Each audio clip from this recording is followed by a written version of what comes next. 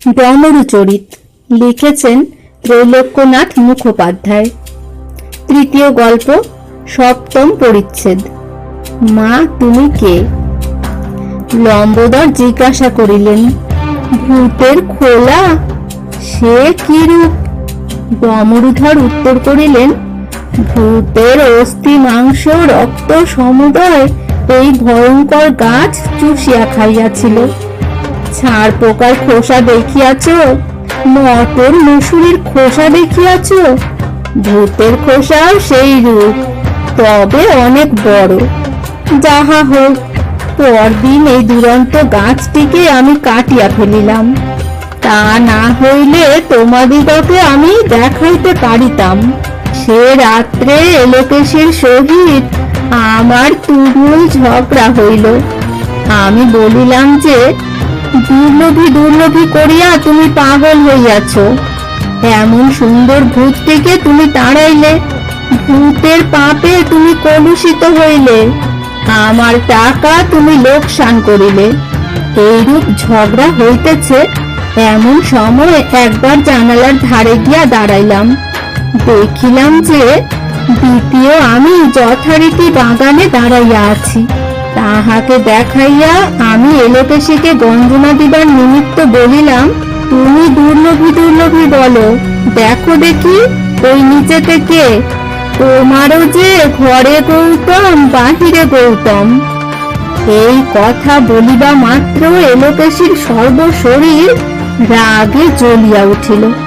নিকটে এক মুড়া ঝাড়ু পড়িয়াছিল, তাহা লইয়া এলোকেশী আমাকে সবলে প্রহার করিতে লাগিল।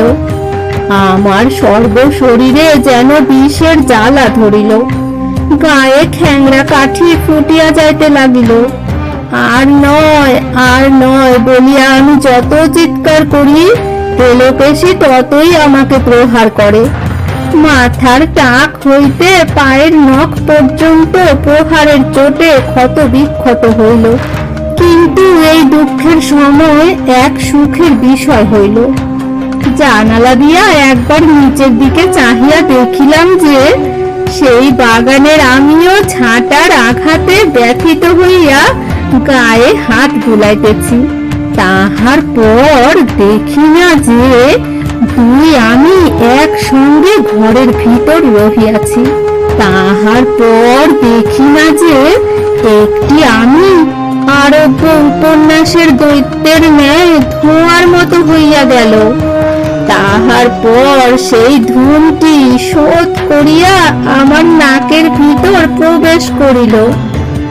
এতদিন আমি দুইখানা হইয়াছিলাম, আজ এলোকেশীর ঝাঁটার আঘাতে পুনরায় আমি একখানা হইলাম। এলোকেশীর এই অমানুষিক কাজ দেখিয়া আমি ঘোরতর বিস্মিত হইলাম। প্রহারের জ্বালা আমি ভুলিয়া যাইলাম।